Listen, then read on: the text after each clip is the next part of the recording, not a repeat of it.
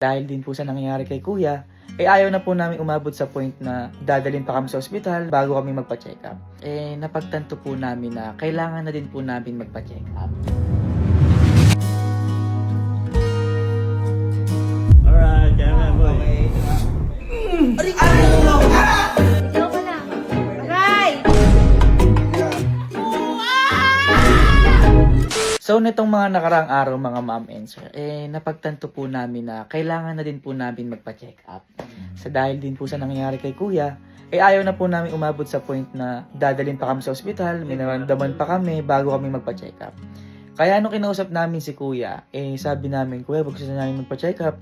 Umagri din po si Kuya. Dahil din po si Kuya ngayon, yung ihi daw po niya, merong, kumbaga ma-foamy. Hindi po namin alam kung dehydrated lang si Kuya. Baka mamaya mas malala. Oo, baka sa kidney. So, hindi po namin alam. Kaya kinausap po namin si Kuya at umagri po siya. At after po nun, kinausap po namin yung mga tropa dito sa bahay, yung mga kasama po namin dito sa bahay na magpapacheck up na kami.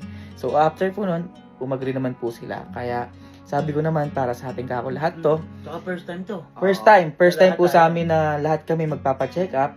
Kaya maraming salamat po sa The Med Club dahil pupuntahan po nila kami. Actually, nakapunta na po kami sa office at facility po nila, laboratory po nila. Andun po, sobrang gaganda po ng mga office tsaka laboratory po nila, mga equipments po nila, mga bago. So, yung ngayon naman po, yung service naman po nila dito sa, dadating po dito sa bahay, madami din po, maganda din po. Kumbaga, mas madami lang doon sa laboratory talaga nila, sa office po talaga nila. Kaya maraming salamat po kay Dr. Ralph, ayan, at sa The Med Club dahil sa pagpunta nila din sa amin at pag-test natin. Pag-test natin. Ano? Kaya hindi rin po kami nakapunta doon kasi masyado kami madami. Ayun. Medyo malayo. Ayun, isa pa yun. Masyado po kaming madami at saka masyado siyang malayo para sa amin. Kaya maraming salamat po sa The Med Club at kay Dr. Ralph. Okay? Ano boy? Pa-check up na tayo. Paano ba? Game na. Para magkaalaman na to. Oh, para makita na rin kung sino may tama. Tingnan natin yung mga kasama natin. Guys! Ano? Ready na ba kayo magpa-check up? Ha? Nanood pa kasi ng finals eh. Ano, ready na kayo magpa-check up? Tara! Tara. Tara.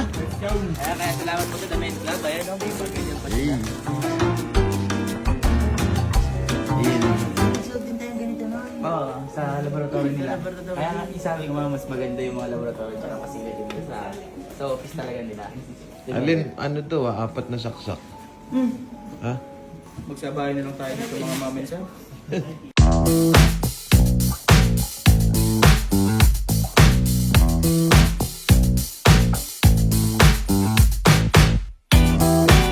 While waiting po, pwede mo na po kayo sa Kailan blood pa yung unang extraction. araw ng huling gabi? Blood extraction. Wait na lang. Wait na lang po ako. Unang araw. Wait na lang po muna ako, sir. Wait na lang po muna ako. Wait lang. May karayom ka agad. Hindi yan. Ay, hindi ba?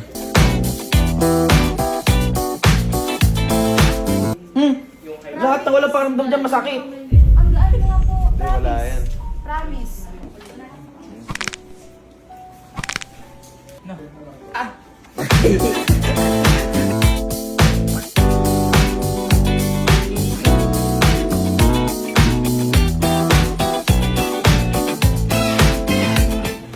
B.O. Hindi ka lang tinatawag yan. Oh, blood extraction na. Vlog instruction. Ha? Vlog Ah, instruction. blood. M-E-L-O-T-Z-D M-E-N-U You know. Kain tayo. Ano ba? Ba't ba nagtuturoan kayo? Oh, sige. Mga ganun na lang. Yung ganun. Oh. Ay, eto, kung sino. Oh. Oh, eto ha. Yan. Ayoko. Ayan. Para sure. Sige na, parang quits. Basic lang naman yan eh. Oo. Oh. 1, 2, 3, go. Alam ko basic. Nakayakap ka. Akala mo tapang mo kanina. Tapos ako na lang. Nagkaka-autistic ka pa ya. Tapang ako, boy. Bakit dyan nakayakap ka? Baka kailangan mo si mama. Ako na yung mauna. Okay. Huwag na bilang. Sige na ma'am. Tulog na ma'am. Alright, camera boy. Ano? Tama ka Ba't ba ganun? Bakit ganun? Nagpapasa-pasa. Oo, dahan-dahan lang kung ano yan. Ayun, tabi.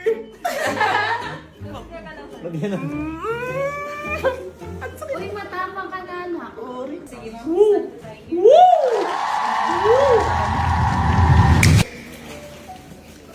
Parang namumutla ka ata. Basic lang yan. Alam mo yung kaklase mong gusto na mag-recite. Ako po si Carl DR naman to. Alam ka pinpinsan mo. Hindi ko yun.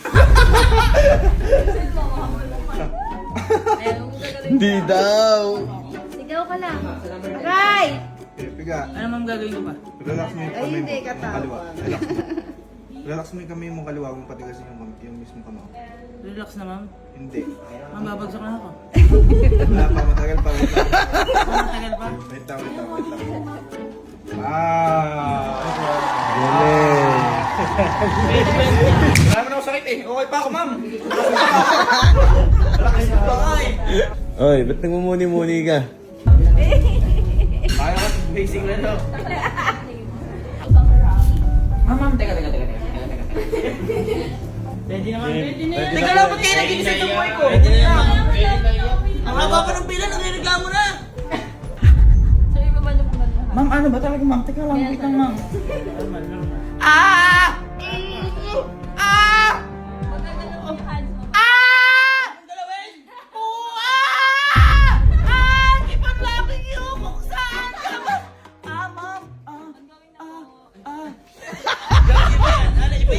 Ba't ba yan? Baka sa Facebook yan ba? Vlogger ka, uy, vlogger. Pinamay mo. Woo! Dapat daw tahimik ka. Teka. Tingnan mo. Kinakabahan nanay ko.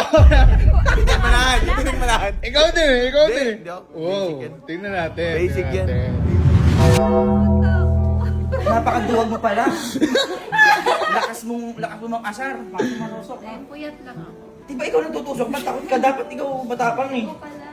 Ayun na yun. Si Darete. Ano shoot? Dito. Hindi, wala nakashoot na. Okay lang ka niya. Mamimik-mipit. Papalit po ako. Sakit. Boy. Napakasakit! Napakasakit ng tusok ko, di mo napagawa ko eh. Napakasarap din. Di ba nagpapatatuwa ko Ami? Ito ka, hanggang loob, napakasakit. Napakasakit daw. Sobrang sakit. Nagyabang Iba, eh. iba yung Nagyabang sakit. ang nakayari siya eh.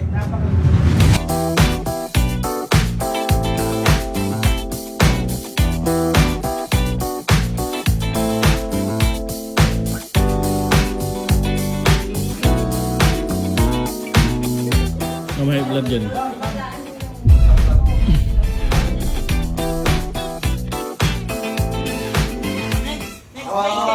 Next patient. Type ka lang. Dito ang tubig. Yung ano ko, x-ray ko, may sanga-sanga.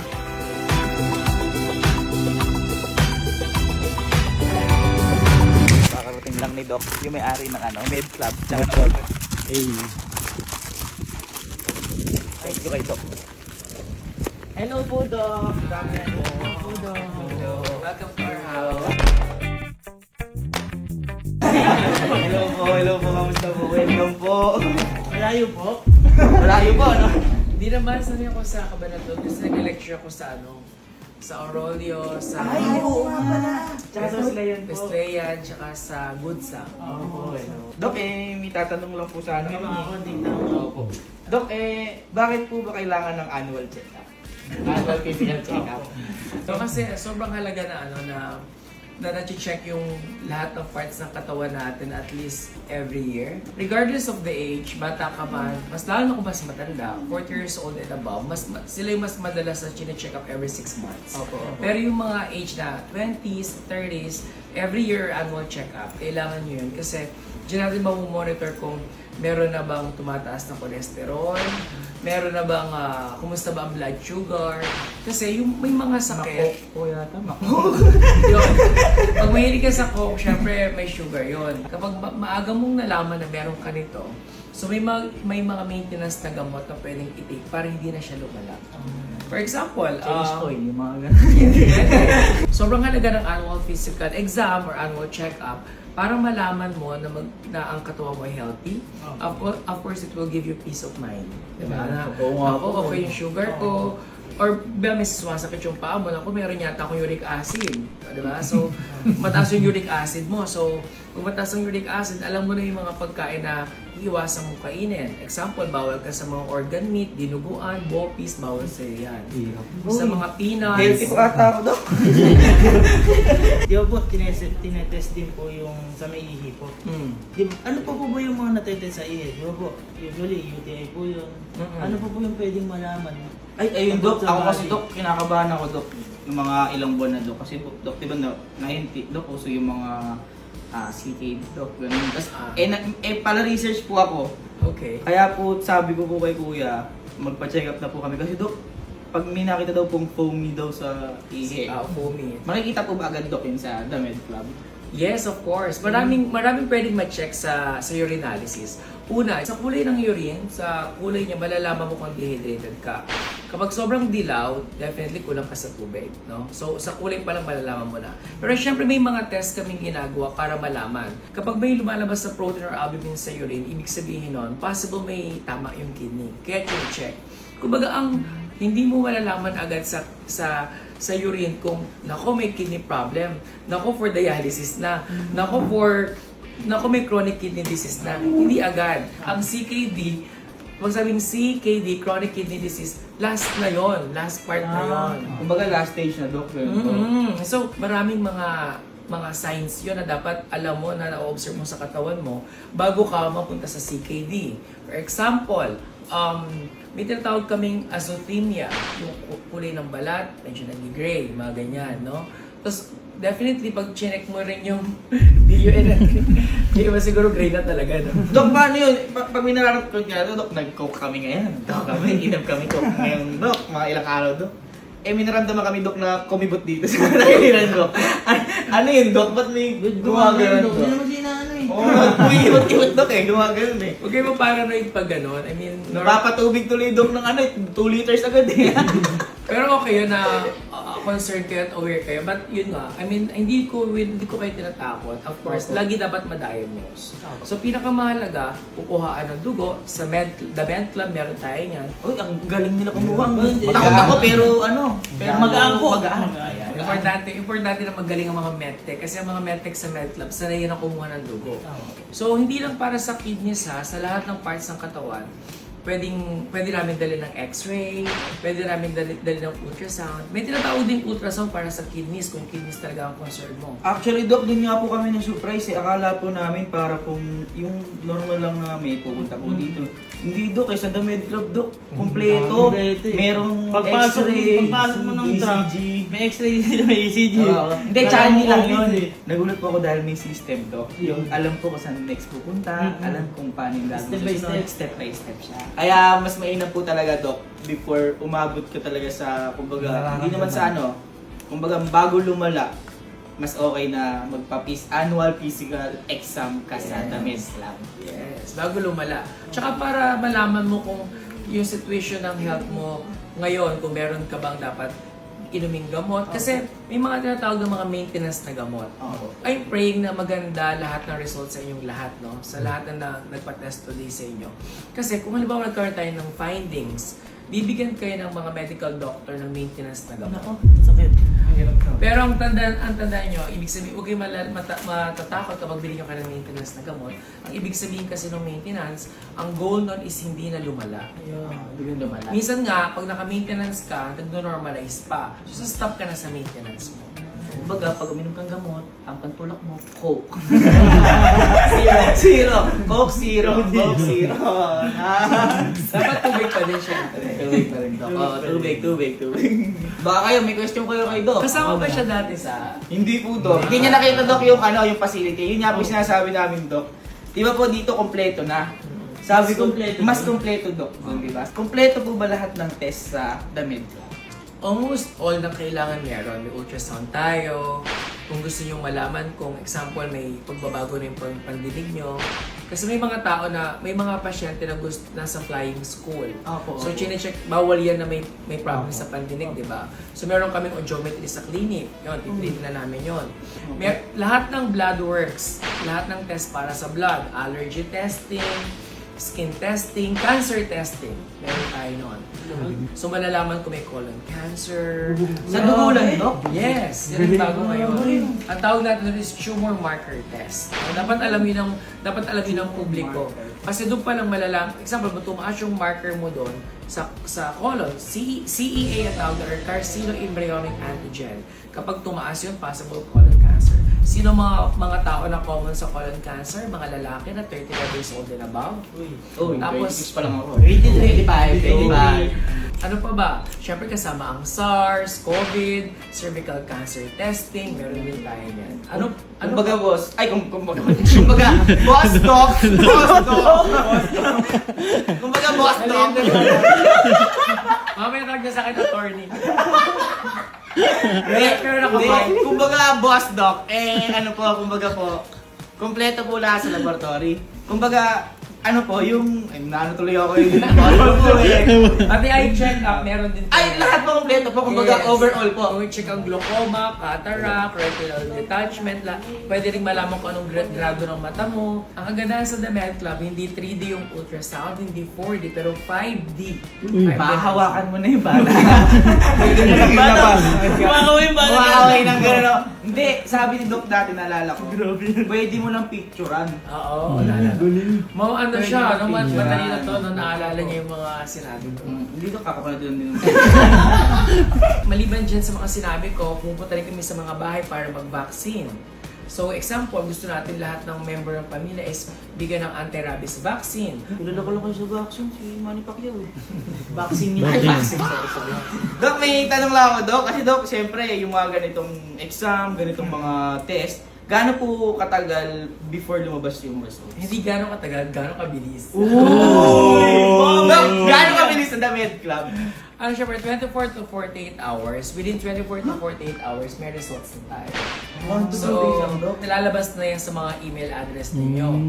And kayo lang ang may access nun, no? Within 72 hours naman, sabihin 2 to 3 days, magkakaroon kayo na, since nandito kayo sa malayong lugar, magkakaroon kayo ng virtual consultation with our doctor sa resort. Uy, grabe. So lahat ng results doon, i-interpret. Ito, maganda yung ganito mo, maganda yung ganito nyo. Babaguhin mo lang ng konti na, bawasan ng konti ang fats, bawasan ang sugar. So yun. Huwag naman, aray ko! Para sa bakit agad, Doc. Ayan, thank you so much po, Doc, sa lahat ng Thank mga you din. lesson. And, ayun, kung gusto niyo magpa-annual physical check-up or kung gusto kayo may iba pang exam na gustong gawin, is meron si The Med Club niyan lahat. Yes. Thank you so much po, Doc. Doc, tingin niyo sa amin, Doc. Tingin mo, Doc, sa amin tatlo, sino may tama? Tama saan? Sa ulo.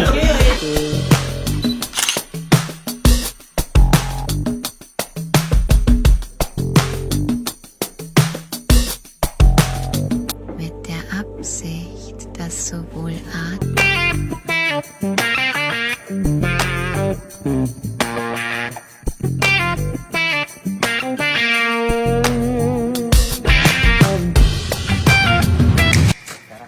Ano yan, boy? Boy. Boy. Diba, kakaalis lang ng staff ng The Med Club, tsaka nila Doc Ralph. Boy, may binigay sa akin sila Doc na na result. Ano mo sa agad? Oh boy, pero kay Bridget lang to, boy. Bakit? Boy, kinakabahan nga ako eh. Blood result lang to ni Bridget, pero kinakabahan ako. May sinabi kasi sa akin sila Doc, malala. Uy, Malala, boy. Pero ano daw ba na kaya? Hindi, baka pati tayo. Hindi ko nga alam, boy, pero malala yung kay Bridget. Pero ibigay natin kay Bridget to. Oh, ako nga, kinakabahan ako eh. Tingnan natin yung mama. Hindi eh. Kasi binigay lang sa akin. Kasi ang bilis nga nung lumabas sa kanya, di ba nauna nga siya, di ba? Siya yung una nagpakuha dugo. Ngayon, nakita na ngayon yung blood result mo sa kanya. mhm. Halika, ano yun natin si Bridget? Ano-ano kasi kinakain yan, labas ng labas eh. Yun lang. Hindi ba si Bridget? Bridget! Uy, Bridget, gabi ka. Bridget! Anong? Diba ikaw una ikaw una nagpakuha ng dugo kanina. Nung sa The Med Club. Diba? May blood result ka na.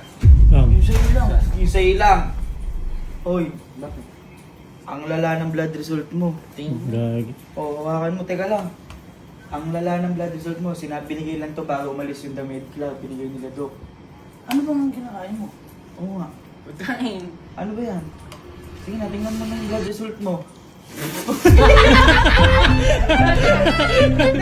ba? Ano yung blood result mo? Ano yung blood result mo? Black! Black! Yun yung blood result mo, sabi ni Doc. Relapse ka. Lamato ka. Sabi na Doc, mag-ilod ka daw. Oo nga. Kinabahan ako. Black na. Sabi, yung pagliligo mo, samahan mo ng pag-ilod. Masyadong may Alam ko yung una na Ay, hindi ka ba? Baka balat. Sabi mo kasing libag.